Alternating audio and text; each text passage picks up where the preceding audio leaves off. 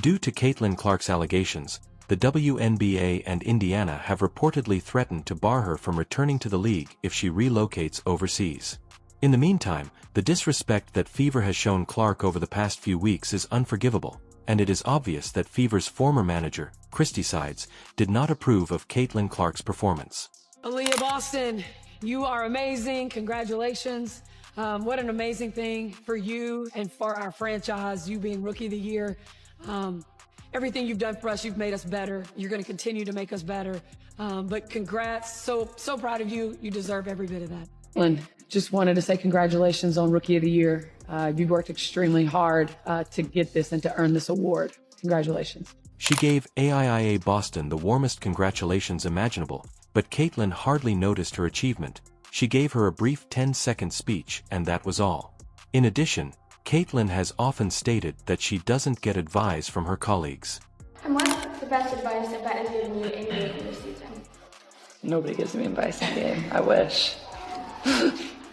Unfortunately, this goes even farther and provides Caitlin even more motivation to stop having fevers. The former coach of the squad obviously wasn't a huge admirer of Caitlin, and the team's veterans refused to assist her. Oh, I'm sorry. You poked me in the eye. You did? I did not poke you. Did you do it on purpose? I did not poke you in the eye. You did it on Melissa Thomas allowed her girlfriend to tease Caitlin about having a black eye. The league wouldn't understand the kind of contempt the Fever has displayed. The news of a huge offer from a European league has taken the basketball world by storm. This offer isn't just about a bigger paycheck, though that alone would be alluring for any player. It's about something deeper. If Caitlin left the WNBA, the league would be destroyed and the Fever would return to where they were last year, receiving a first draft pick and finishing last in the league. This European offer is a huge chance for Caitlin to change her life, not just a passing fad. The European basketball landscape is renowned for providing its best players with all the resources they require to succeed.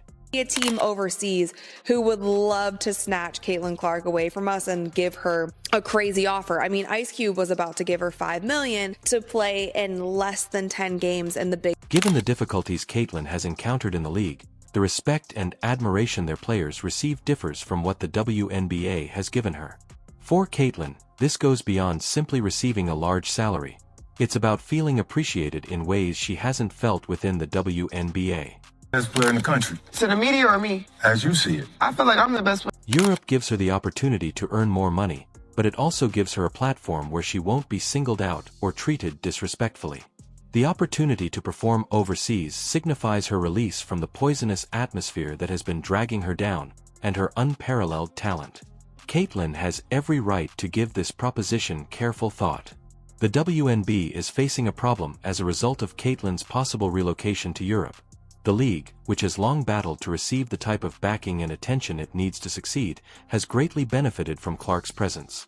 The WNBA may lose everything Clark brought with her, including greater viewership, media attention, and the improved legitimacy that comes with having a player of her caliber. Without Caitlin Clark, the WNBA runs the risk of reverting to the same problems it had before to her ascent to fame. Her entrance offered the league a lifeline, an opportunity to develop, increase its fan base, and generate the money it sorely needs. Her exit would put the WNBA in a worse situation than it was previously, fighting to survive without the one player who has kept it afloat. Her departure would also throw the league back years in terms of its general legitimacy and financial health. They decide what they want to do. We can point out how wrong it is. We can point out that that's a reality that shouldn't be a reality. But what we can't do is say, this is what matters. Right. That doesn't, when the audience was telling you, no, something else matters. In a way, it's ironic that the Indiana Fever and WNBA are only now realizing how essential Caitlin Clark is, but this insight has been delayed for months. Clark has endured unjust treatment, harassment, and disdain on the court from players and even her own teammates. The league did not intervene to protect her when she most needed it, and now that she is thinking about leaving, the WNBA is frantically trying to retain her. Kid's on the wrong team. She's got the wrong skill set to handle the physicality of that league. And Caitlin has a 4-year contract with the Indiana Fever, and they are doing all they can to keep her there. They have already begun to make remarks that if she departs for Europe, she would be sacked and banned from re-entering the WNBA, is a desperate, harsh tactic that only serves to highlight how much they depend on her, but it could backfire. If the WNBA wants to retain her, they should prioritize making her feel appreciated rather than penalizing her for looking for better opportunities. After treating her so poorly throughout the season, it's almost absurd that they would turn to such measures. Rather than providing her with the respect and safety she deserves, they're making the same mistakes by attempting to coerce her into staying when it's obvious she's already thinking about leaving. Act like there isn't or hasn't been legitimate resentment emanating from those who are pioneers. Nobody's fooled here. You got pundits who used to play in the WNBA, some of them who didn't, and who were speaking on behalf of those who didn't want to create that kind of noise themselves because of the negative impact. We talk about it when the men do it. If we detect jealousy, if we detect envy, if we detect resentment, and it's amongst the fellas, we put it out there. Shit, we act like it's the latest episode of General Hospital. But when the ladies are feeling that way about another young lady like Caitlin Clark, and people like myself and Shay Shay call it out, suddenly it's a... Desperation like this only serves to harm the WNBA's reputation. They've realized too late that they have nothing without Caitlin Clark, and now, instead of making amends, they're threatening to keep her stuck in a league that has repeatedly let her down. This is a risky move that could ultimately drive her away permanently. At the core of the problem is that Caitlin Clark should have the freedom to play wherever she wants. The off-season is a time when players should be free to look for other opportunities, rest, or hone their skills. For Caitlin, the opportunity to play in Europe is more than just a career move. It's a means of escaping the toxic environment she's been in the WNBA all year.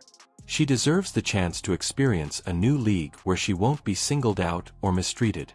Caitlin Clark currently the face of the WNBA. Yes. Do I think if A'ja Wilson dropped a shoe and Caitlin Clark dropped a shoe today at the very same time, that Caitlin Clark would outsell A'ja's shoe by 100 times? Yes, I think that would be... Given everything she has been through, it is understandable why Caitlin is thinking about leaving the WNBA after such a terrible season in which she has been singled out by other players hurt on the court and received little to no protection from officials or even her own team. Why should she be forced to remain in a league that has done so little to protect her? Players should have more independence during the off-season, but the WNBA and Indiana Fever are attempting to deny her that opportunity. Caitlin is a person, not simply a contract, and she should have the freedom to choose for herself. It is absurd to think that she might be dismissed or barred from the league completely for pursuing a chance in Europe. People decide what they want. I didn't say they were right. No, I said they decide what they... Before Caitlin Clark joined the WNBA, the league was struggling to establish a reputation. Viewership numbers were stagnant, sponsorship deals were few, and there wasn't much buzz about the league. However, when Clark took the court, everything changed. Her game started to attract crowds that rivaled some NBA games, something no one had previously believed was possible. The WNBA, which had long been under the shadow of its male counterpart, suddenly found itself with a player who could compete with the NBA in terms of viewership.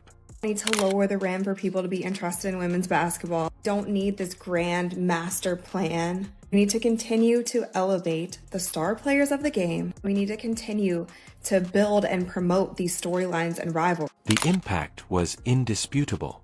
She was able to draw in audiences that the WNBA had been vying for years, and it was thanks to Caitlin Clark that the league was finally receiving the recognition it deserved.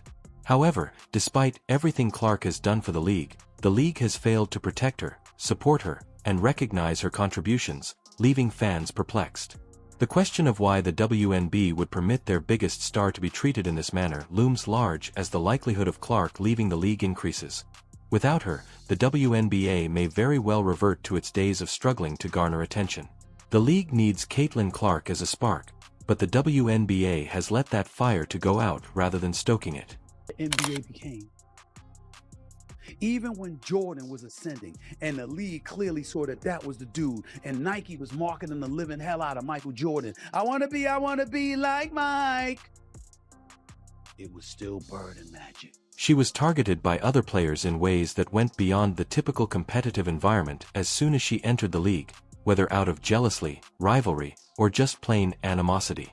It seemed as though the WNBA didn't care about protecting its star player, as Clark has endured needless roughness, dangerous plays, and injuries that were all disregarded or dismissed by league officials and coaches.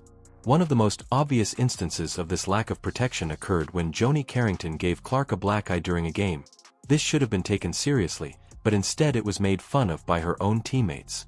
Smith, Nilsa. During a live Instagram video, one of Clark's teammates was seen laughing at the injury alongside Carrington, the guy who caused the black eye. The WNBA also took no action to improve the issue. The WNBA was obviously willing to ignore the abuse Caitlin Clark was receiving, and although fans were incensed, the league did nothing to reduce tension or safeguard their star player. No meaningful action was taken against the players involved, and Clark was left on her own. Clark had to keep playing in a harsh and competitive atmosphere, and circumstances were made worse by her teams and the league's lack of support.